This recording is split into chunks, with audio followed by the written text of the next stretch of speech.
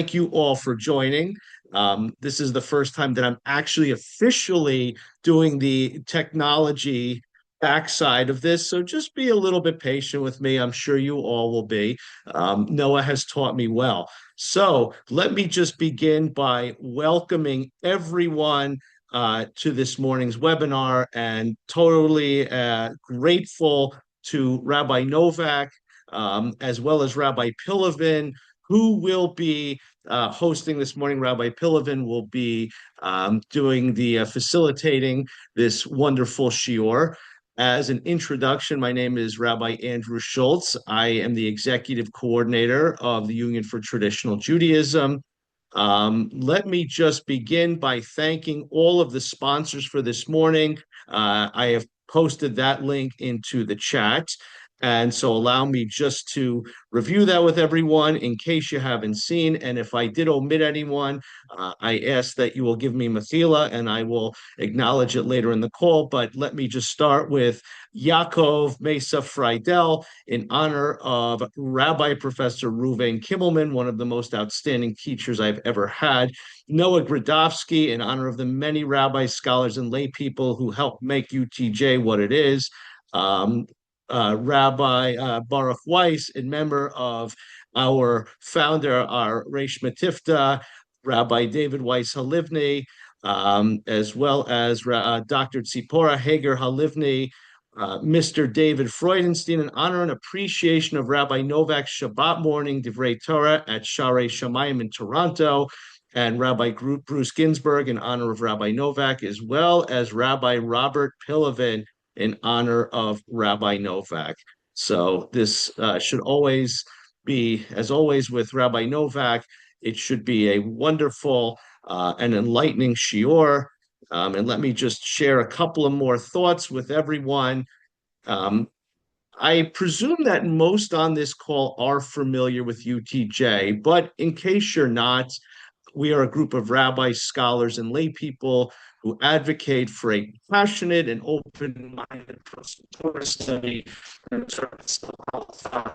It's rooted in the classical religious sources and informed by modern scholarship. And as you will see today and hear today, this will be illustrated by Rabbi Novak as well as Rabbi Pilavin. Our philosophy is unique because it's really distinguished by the symbiotic relationship between faith in the God-given Torah and intellectual integrity, and our emphasis on the sacred framework of halacha as our unifying God. And if you've not had a chance, please visit our site, utj.org.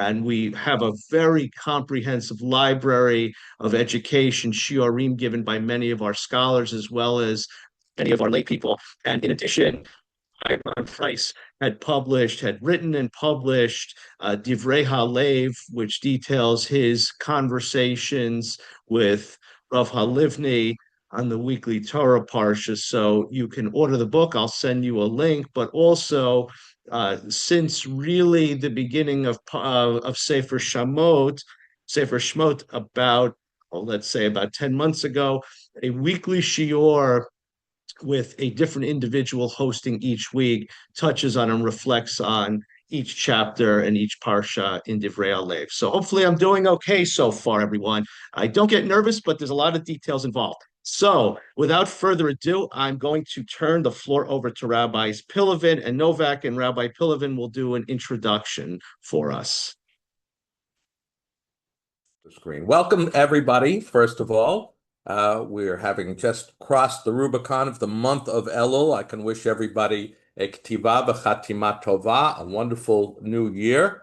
It is a privilege and a pleasure for me to share this morning with my teacher, Rabbi David Novak. Rabbi Novak, for those of you who are unfamiliar with his work, is an American theologian, ethicist, Jewish philosopher, and scholar of Jewish law as well, ordained by the Jewish Theological Seminary many, many years ago, and has been, as PhD, is from is from Georgetown University. I should mention his bachelor's degree from the University of Chicago. And he has been a teacher and pulpit rabbi for many, many years in American Jewish communities, many American Jewish communities, or many North American Jewish communities, to be even more accurate. Is, of course, founder, a vice president and coordinator of the Jewish Law Panel of the Union for Traditional Judaism, and a faculty member and a vice president for the Union for Traditional Judaism in Teaneck, New Jersey.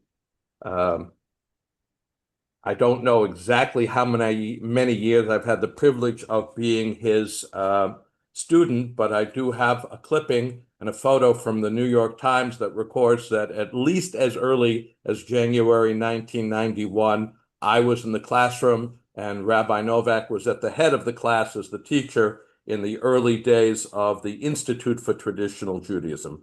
So I'll say I've had the privilege of being his student for at least 35 years, and probably a lot more if I think back to every question I've ever posed to him leading up to that. Rabbi Novak's many works include his multi-volume Law and Theology in Judaism, which he authored over 50 years ago. The Image of the Non-Jew in Judaism, a book-length study of the Noahide laws, Jewish-Christian dialogue, a Jewish justification.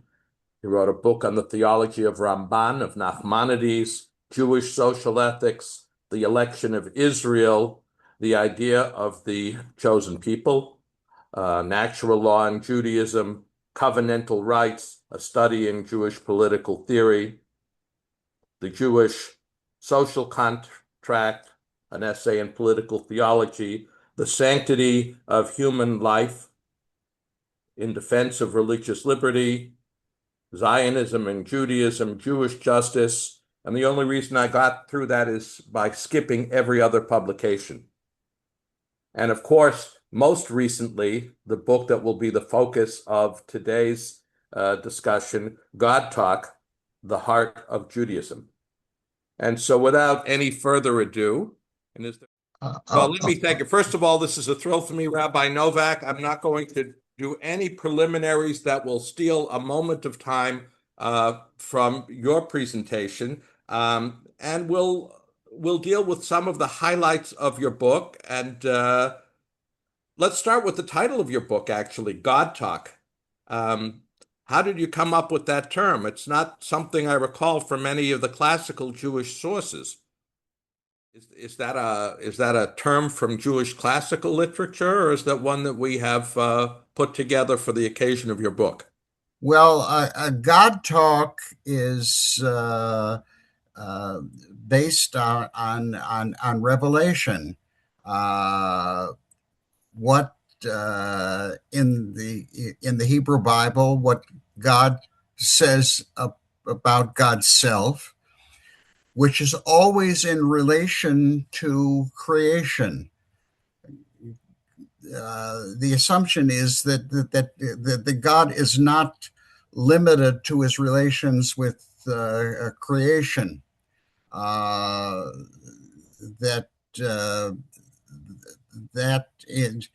So all of the terms, everything God says about God's self in the Tanakh, in the Hebrew Bible, is in relation to creation, or especially in relation to the people of Israel. And therefore, that is God, the initial God Talk. I am an opponent of what's called natural theology. I don't think that the world tells us anything about God. We can assume that there's a creator that can be debated. So what we can say about God is what God says about God's self in relation to us. Now, God talk is also what we say to God, because God invites our response, and that is that tefillah, prayer, is considered by the Rambam to be a mitzvah deoraita. God commands us to speak to God's self. I'm purposely avoiding gender pronouns as much as possible. When I write in Hebrew, I have to use them.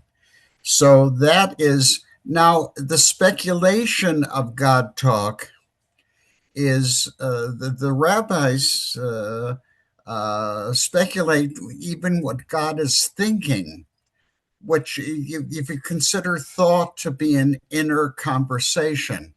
Now, where do they come off imagining what God is thinking? Well, this is located in the rabbinic speculation about Tamei Mitzvot. What was God intending when he gave us certain commandments? Certain commandments which Sadia Gaon called mitzvot sichliot, lo tirtzah, you shall not murder, you shall not steal, are obvious what the reasons for that are. But there are other commandments, especially in the relationship with the Ben Lamakom, between the relationship with God, that are less evident. And there are people who don't want to get involved in that because, as the Talmud says, King Solomon thought he knew all the reasons for the commandments, and he used these reasons to avoid keeping the commandments. But the Tamei Mitzvot is what God's kavanah, what God's intention was in commanding us to keep Shabbat. And it stands to reason that if you're keeping Shabbat, not just because God commanded it, the what of the commandment, but the why of the commandment, if you have some notion of why God commanded keeping Shabbat, then you're going to keep it with your kavanah in sync with God's kavanah. So that is the question of God talk. God talk is based on the Hebrew Bible, and when the rabbis speculated about what God was thinking, which is an inner conversation, they inevitably employed biblical uses of that. One further thing, what we call the Torah Sheba'al Peh, the oral Torah. The oral Torah consists of two factors: laws that were revealed to Moshe, ancient laws that are traced back to, we don't know where they began, so we trace them back to Moshe at Har Sinai. And then the what we call public reason, the discursive element of that we find in the Talmud and Midrashim. And for the Rambam, the main element of Torah Sheba'al Peh are not the few traditions that we can't justify as rabbinic legislation or connect to a biblical verse. The Torah Sheba'al Peh is based upon the discourse of the Bet Din HaGadol, the Sanhedrin, of which is an ongoing conversation that Nachman Krochmal, a great thinker, a 19th century Jewish thinker, spoke of that as the creative element in Judaism. What they're discussing based upon the God talk in the Bible. The Ger Rebbe's Savas Emes also said that. So it's something that is not the product of thinkers who are suspect in their traditional commitments. All right. The image of God, going to the very beginning chapters of the Hebrew Bible, seem to give a lot of raw data, if you will, about the divine personality. First of all, we have instances of God initiating conversations with human beings, and nobody seems startled by that. As a matter of fact, it sounds like at the very beginning, everything was quite lovely. We had the right idea. We had an intimacy with God, an awareness of his presence, that somehow we collectively fell off the wagon at some point, and all of a sudden, we lost that immediate sense of God's presence. And in the Bible, many gaps of many generations, sometimes that God does not directly reach out to human beings. Yeah, it is. I don't think it's worthwhile to do an inductive study of God's personality. I think that we have to raise specific questions, specific halachic questions. What's the difference between obeying a law revealed by God and a law that is the product of human legislation?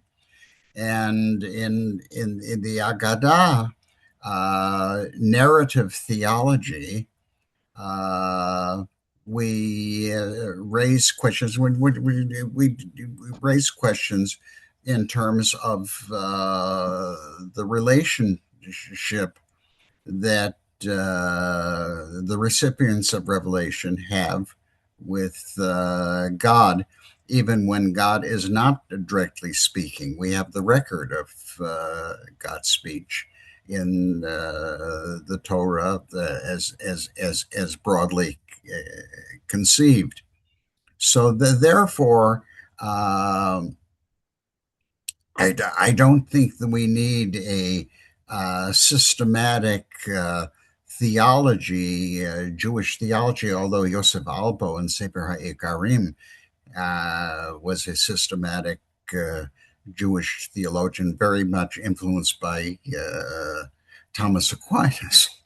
But I think that as in halacha, we deal with cases, practical cases, and I think in theology, we deal with practical questions of ideas that what does the Judaism say about justice? Cite a specific example where people raise a question about divine justice, and then we'll search the Torah and the rabbinic writings to formulate some kind of answer. Then the answers are not going to jump off the page anywhere, anyway, that a complicated halachic question, especially involving phenomena that were not present hundreds of years ago, the answer doesn't jump off the page. It requires deliberation and consultation. And that is uh, how it works. The panel of halachic inquiry, which I'm privileged to be the coordinator of, we don't issue policy statements. What does Judaism say about homosexuality or transsexuality or war and peace or whatever? We accept questions that are submitted by rabbis and other professionals that involve these issues, and you can infer from that what our position is, but we don't issue policy statements. In theological discourse, I think it's best to deal with specific questions that arise in contemporary experience. All right. How would we answer? You mentioned in the early part of your book that the book partially is addressing itself to any number of critics of God talk. You speak about the epistemological dismissal of God talks, the psychological dismissal, and that God speakers are actually in the minority. Who are you addressing the book to? Well, I'm addressing the book to Jews who are theologically attuned, who realize that God talk is as Maimonides says, the first principle is the God is that which is the one whom is nothing greater can be conceived, to use a phrase of a Christian thinker, Anselm of Canterbury. But it is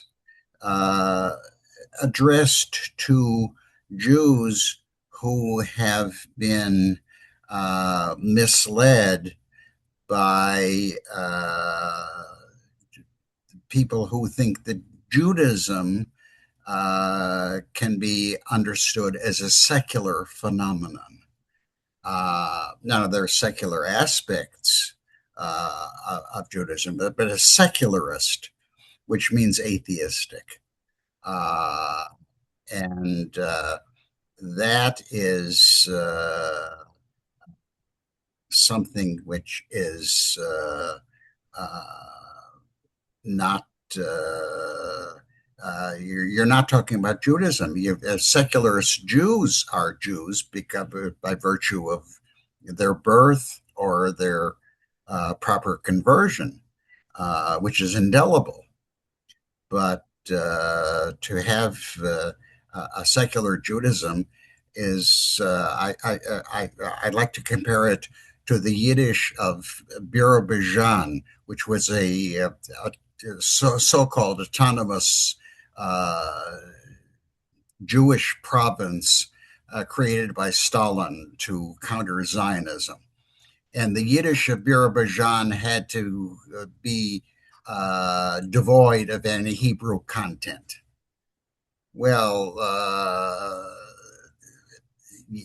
Yiddish without a Hebrew basis is, to use a homely example, is like eating horseradish without the gefilte fish. So this is the case. Now, in terms of God talk, also in secular society, I refer in the book to a debate that I had around 1994 with my colleague when I was teaching at the University of Virginia, Richard Rorty, who was the best known American philosopher and a pronounced atheist. And we were good friends. We used to meet periodically, and we had a famous debate: can the name of God be uttered in public, in secular space? On a Sunday evening in the First Presbyterian Church of Charlottesville, Virginia. And What's your definition of neutral territory? well, I don't know.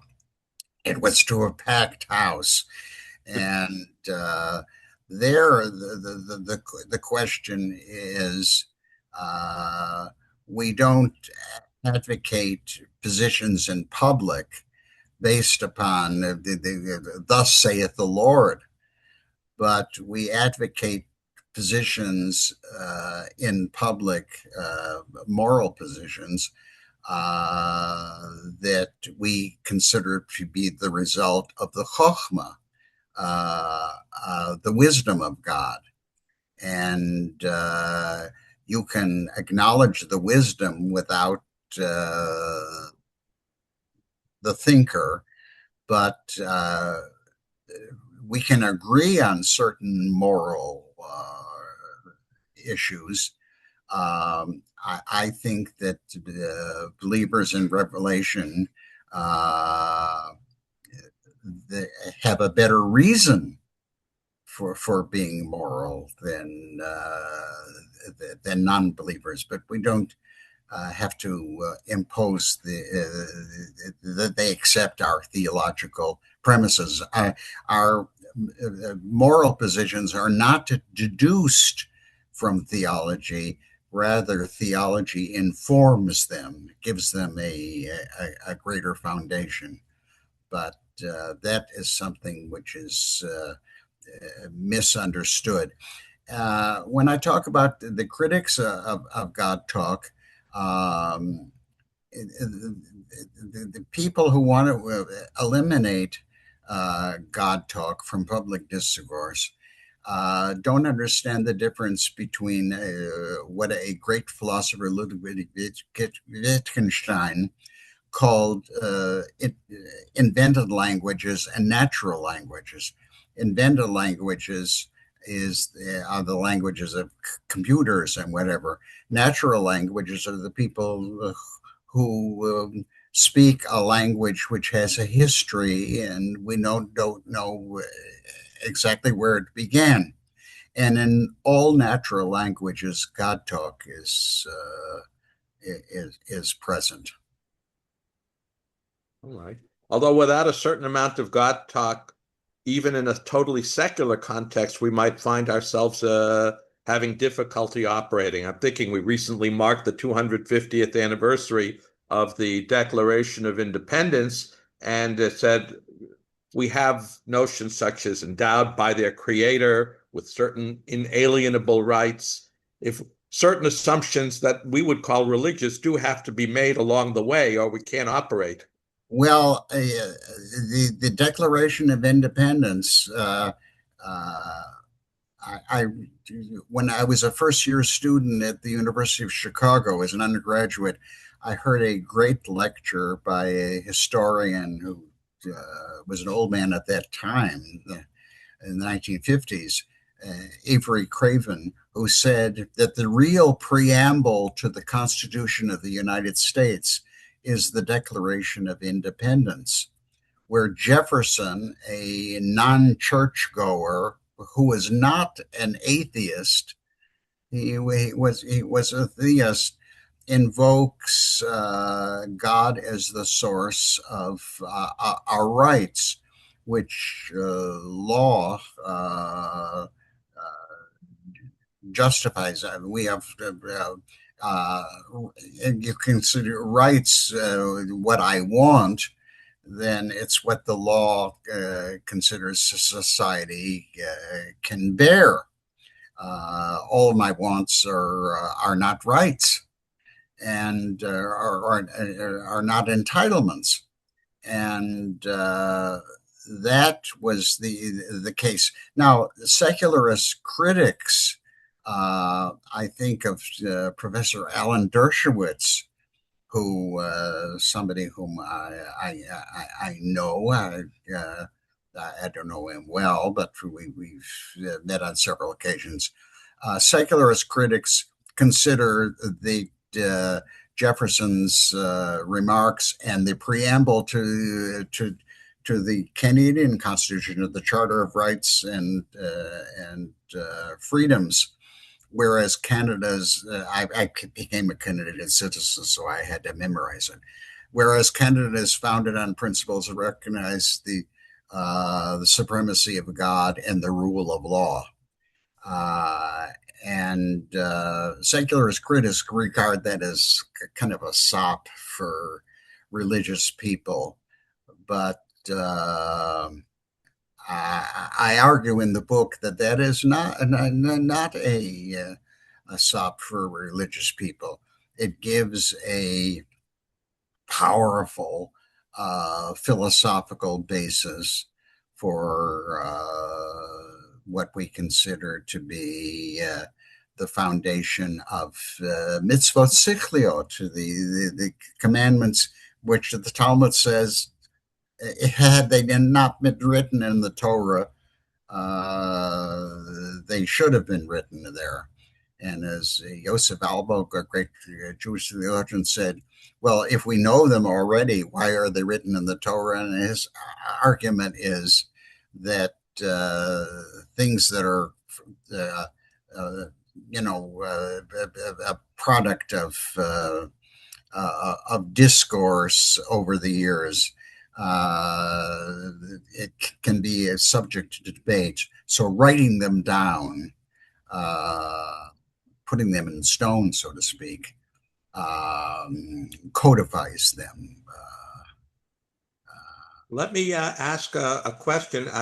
You were very taken at the beginning of your book by Psalm 137:4. How can we sing the Lord's song on strange ground? That seemed to be an organizing metaphor for you. What was strange? Is there a geographical challenge to do God talk outside of Israel, or a linguistic challenge to do it in a language other than Hebrew, or a philosophical challenge if Jews do God talk with people other than Jews? Well, it's a metaphor for a society where we find ourselves, where God talk is ruled out from the get-go, ab initio. And one finds that in the later writings of the most influential political philosopher of the 20th century, John Rawls. And this is my argument, is that in that area, as long as our theology, our God talk, informs our political and moral reasoning, and is not deduced, our political and moral reasoning is not deduced from theology, then we have the basis of a conversation. But he's ruled out religious people from public discourse. They have to accept his premises in order to be part of the conversation. So what we find today is people who talk about inclusive language are the most excluding people imaginable. They exclude anybody who doesn't accept their basically atheistic premises. And I don't think that rationally we can prove God's existence. I think it's easier to get arguments for God's existence than God's non-existence. How do you prove that something, anything, doesn't exist? The only impossibility is logical impossibility. To say something doesn't exist implies that you've had experience of the whole universe, and it's not there. So this is the case, and this is where we can bring a Jewish perspective into questions of public morality and indicate where we're coming from without requiring our interlocutors to accept our theological premises. All right. Thank you. By the way, many books about Jewish theology are organized along different lines. They check off a bunch of theological boxes, if you will. God is one, God is all powerful, God is the creator, etc. You begin with the primacy of revelation. Why did you use that angle of attack, if you will? Well, I remember I had two teachers of Tanakh in the Jewish Theological Seminary. One was H.L. Ginsburg, Zal, blessed memory, and the other was Robert Gordis. Now, Robert Gordis, I'm not going to judge who was the greater scholar, but Robert Gordis appeared to me and the other students to be the Bible teacher who was concerned with what the text said, not how it so much how it was put together. And Robert Gordis was a good teacher of rabbis because he was a functioning rabbi himself. And I had my theological differences with Robert Gordis later on. But somebody asked Robert Gordis the seemingly arrogant question, why are we studying the Tanakh? And Robert Gordis said, I remember very well his saying, because that's the only place we learn about God. And I thought to myself, if I came out of his classes, I threw several classes with him, and I forgot all of his insights on particular verses. If I remembered that was sufficient. I compare it to both of my children are graduates of what I consider to be the finest day school in New York, the Yeshiva Flatbush. And both of my children had as their teacher of Tanakh the legendary Rabbi Amnon Haramati. And Rabbi Haramati was asked in Hebrew, Me'eze miflaka ata shayach, to which party in Israel do you belong? He said, Ani min hamiflaga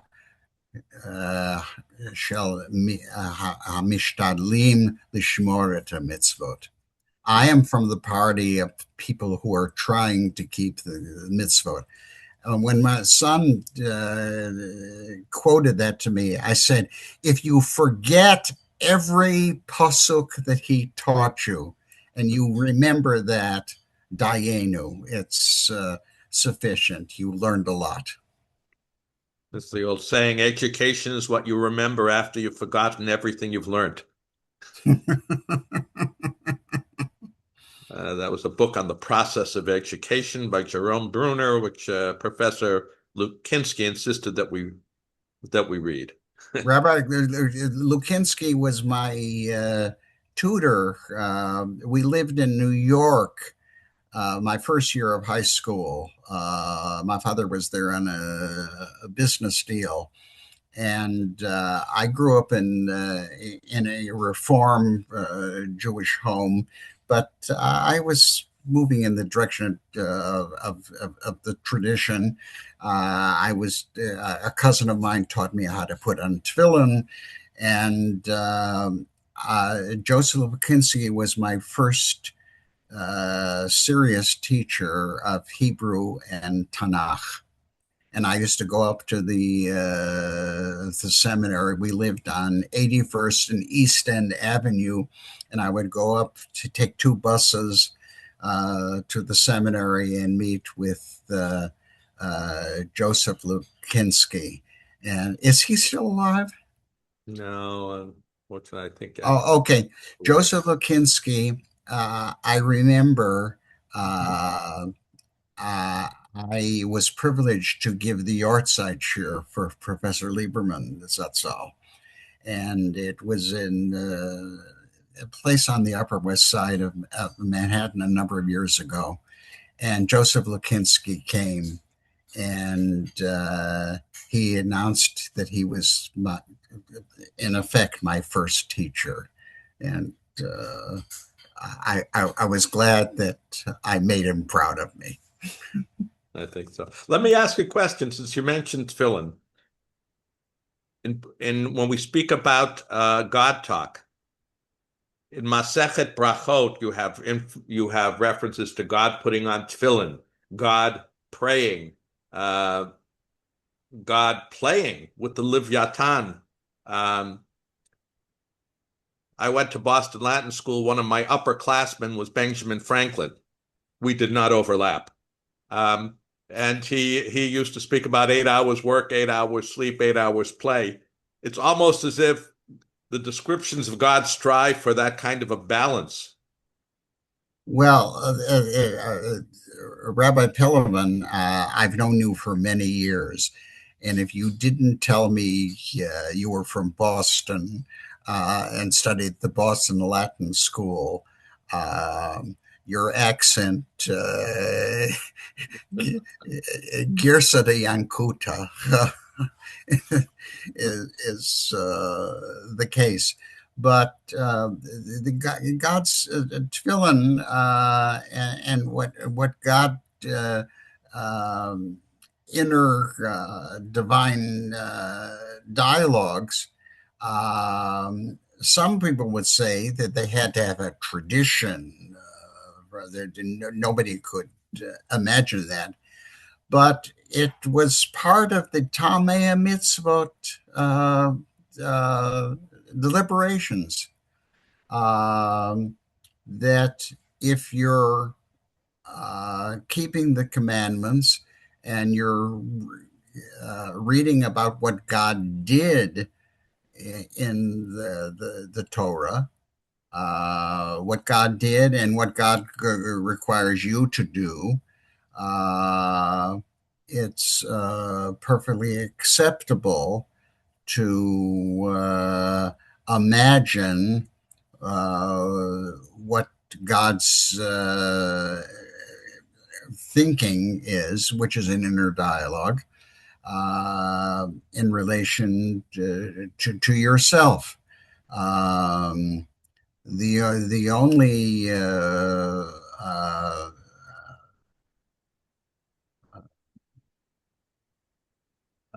prerequisite is that you don't do that to argue yourself out of the tradition. And that is perfectly acceptable. You have to be at a high level of theological insight, and I think philosophy is helpful for theology. There's Jewish theologians who do theology without the help of philosophy, but in that case, I'm Maimonidean, that I think that the philosophy uh, helps us to formulate, to understand the data of revelation. The, the the late Professor Harry Wolfson, who was the first person who had a chair in Jewish studies at Harvard University in nearby Cambridge, Mass, to Boston, who was a product of the Slovakia yeshiva, although he was no longer an observant Jew. But in his first great book, he has a Crescus's Critique of Aristotle. I have a first edition of it in my library. He has a 10-page essay called The Talmudic Student of Texts, where he said that the rabbis approached the data of revelation in the Bible the same way a scientist approaches the data of nature. In other words, you formulate theories to explain what the inner rationality is. You don't eliminate any of the data. And I think philosophy, which is in classical forms, was the best understanding of nature, and revelation happened after God created the world. So revelation presupposes creation. I think that one can understand rabbinic midrash as being methodologically and logically coherent. Let me ask one question before I turn things over to the question and answer opportunities we promised at the beginning. Earlier, we mentioned the thrill that you had some 70 years ago at encountering Abraham Joshua Heschel's book, God in Search of Man. And of course, you went on to be a student of Rabbi Heschel for a number of years. And I remember even in your very first book, 52 years ago, on Law and Theology, you said it was the outgrowth of a paper that you had written in one of his classes. Can you spend a moment or two just to tell us a little bit about Heschel and your intellectual debt to him? Well, there were several after you completed the first year or two of rabbinical school. I entered the seminary in 1961. There were some special programs that you could apply for, and one was the Talmud program. And I applied for that, and for a variety of reasons, that didn't work out. And then Professor Heschel had a program in Jewish theology and philosophy, and to be admitted to the program, all you had to take were courses in Bible and Talmud, and you worked with Professor Heschel.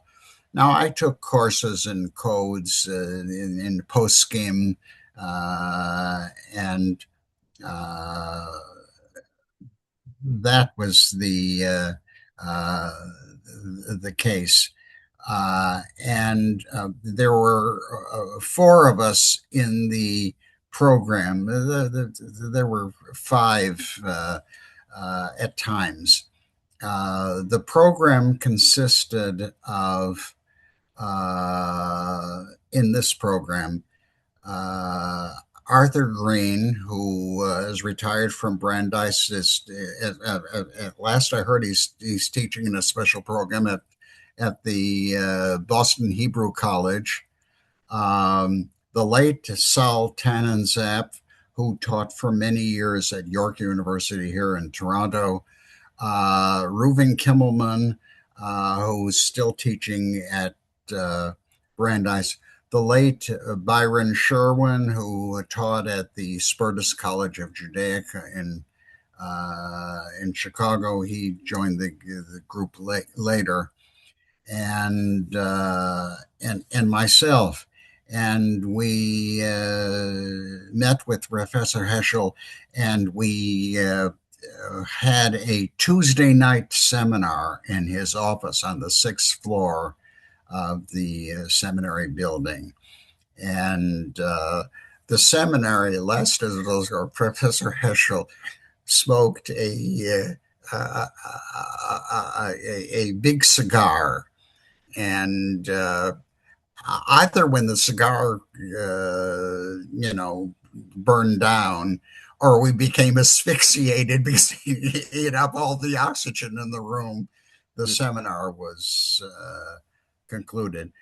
But he was a very creative Jewish thinker. And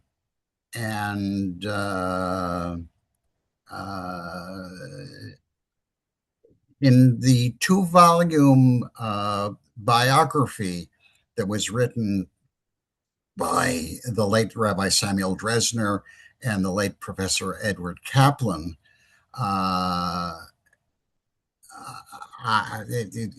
the biography, the first volume is from 1907, his birth in Warsaw, to 1940 when he came to the United States, and then 1940 to 1972 when he passed away. And for volume 2, those of us who were the students of Professor Heschel were interviewed by Professor Kaplan. Rabbi Dresner had already passed away. But in my review of the first volume in First Things, which is a wonderful magazine of which I'm still associated with, which I'm a founder,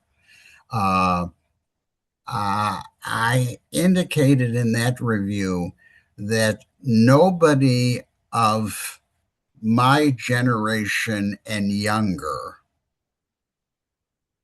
writing in English can engage in God talk were it not for Professor Heschel.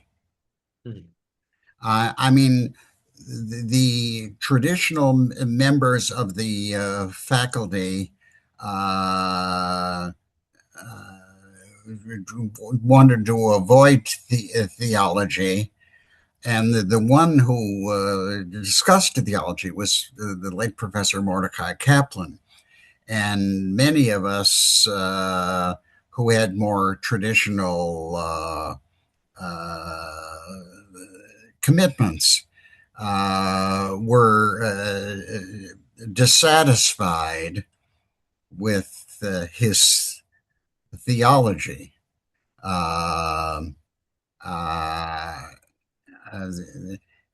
His rejection of God's choice of the election of Israel, Bechirat Yisrael, is an example. I used to say that his notion of God was so anemic that the God he talked about couldn't choose anybody. And those were the Professor Heschel was brought to the seminary by the late Professor Louis Ginsburg, who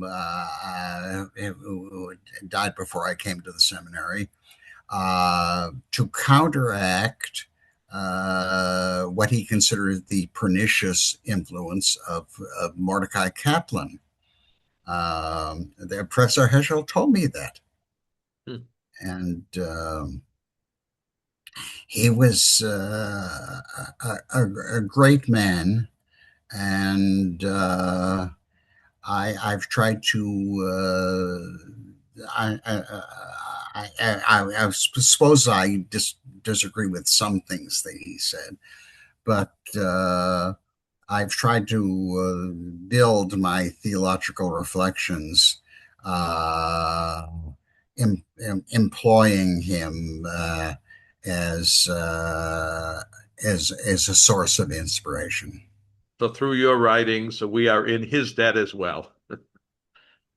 Um, I wanted to leave opportunity if anybody wanted to pose a few questions to Rabbi Novak about any of the topics that came up. Let me just scan. I don't know if We don't have any that have come up. Oh, okay. One question just came up from David Goldstein. I'll read it aloud. Where does Na'aseh v'nishma, we will do before we understand the mitzvot, fit into the God talk theology? Well, it fits in very nicely. Uh, is uh, Using the example that Professor Wolfson used, uh, a scientist has to accept all of the data and then try to explain it. If he tries to deduce, he or she tries to deduce the data from the theory, that inevitably means you eliminate some of the data. So Na'aseh v'nishma means we accept the authority of the Torah and we try to understand what it means, the why of it, and the what of it. Uh, uh, so it's an acceptance of the data, which is normative data, which makes a claim upon us. And that is what we accept. And then if we are bitten by the philosophical bug, we attempt to understand God's reasoning behind we accept the data as the product of the ratzon, of the will of God, and we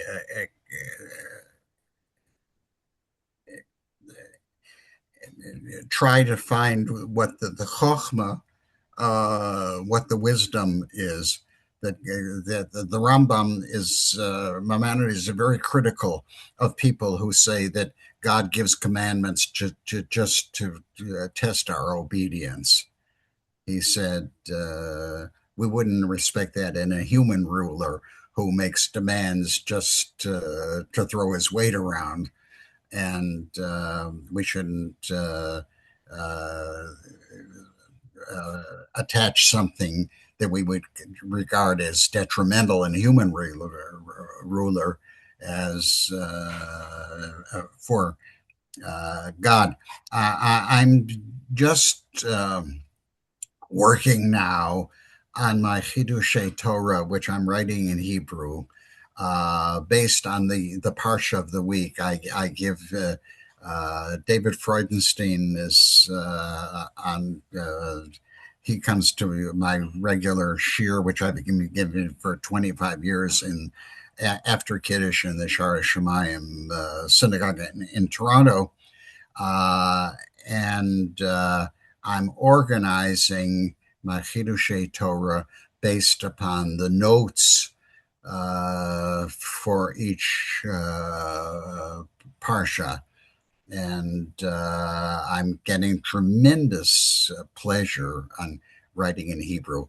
I'm technologically challenged, and I finally learned how to use the Hebrew font on my computer. And it's a pleasure for me because when you consider, I've written a few things in Hebrew, but when you consider the books I've written in English, I've taken ideas that were originally thought in Hebrew and translated them and commented on them. And writing this, I can quote the sources verbatim, and think along with them in the language in which they were written. So that is the case of speculation, and that enhances the data, doesn't eliminate it. Well, my last question was going to be, as we sit here just a few days away from your 85th birthday, I was going to say, what are you writing about next? But you beat me to it. A Well, delighted. that's what I'm working on now, and being retired for the past 4 years. I retired from my position at the University of Toronto at the age of 81. It's time, and it's wonderful for being retired to have a regular project that I work on daily, uh, and that's what keeps me going mentally. I've had a few physical challenges, but I'm happy to say that writing in Hebrew, I'm remembering texts that I studied 20, 30 years ago. It's coming back to me. And Baruch Hashem, the Kodesh Baruch Hu has kept me alive and able to do my work. In addition to chairing the panel of halachic inquiry and a few other involvements, I'll keep going as long as I can. God gives me the strength. We'll look forward to enjoying the fruits of your labors, please God, for many, many years to come.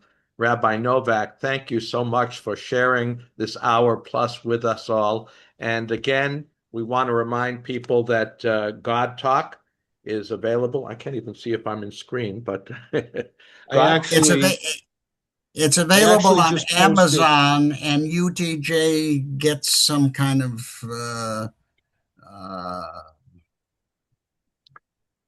some kind of tangible benefit kickback. for it. I just posted in the chat information both about UTJ joining our list and exactly where you can purchase Rabbi Novak's book from.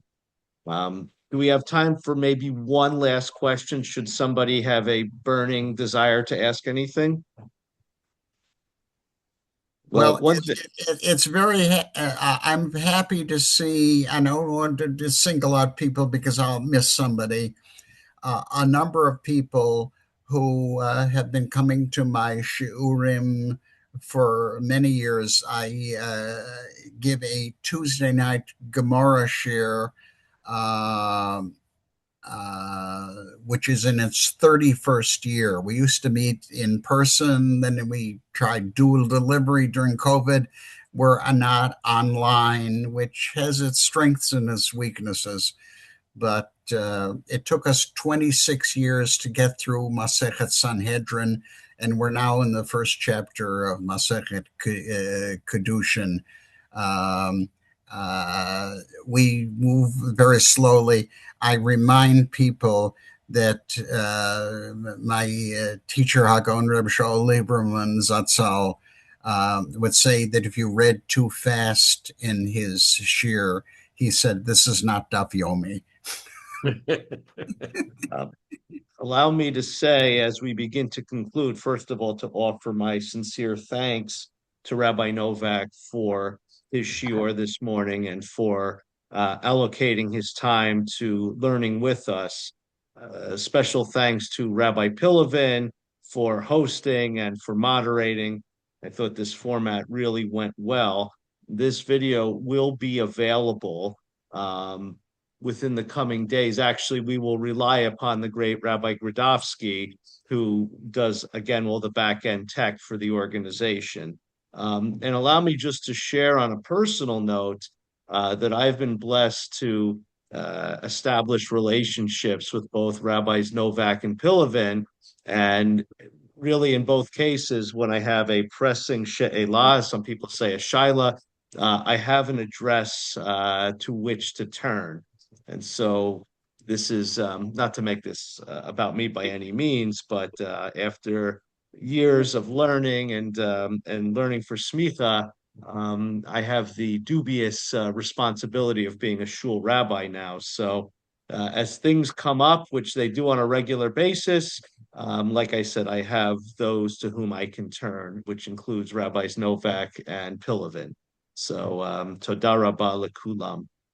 Well, we're happy to have you as Rabbi Schultz, as the you call yourself the coordinator of the UTJ. We've seen your fine work over the past couple of years, and we're grateful to have you with us.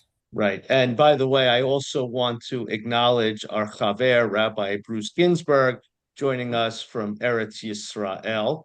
And Rabbi Ginsburg is a past president of UTJ and has been a significant contributor to our work. And I will say, not to make you blush, a very prolific writer in Times of Israel and elsewhere. So try to catch his articles, and we often will send out and provide those links with, of course, a disclaimer on our page that, they don't necessarily represent, although Rabbi Ginsburg's views and mine are in sync, but I won't say any more about that.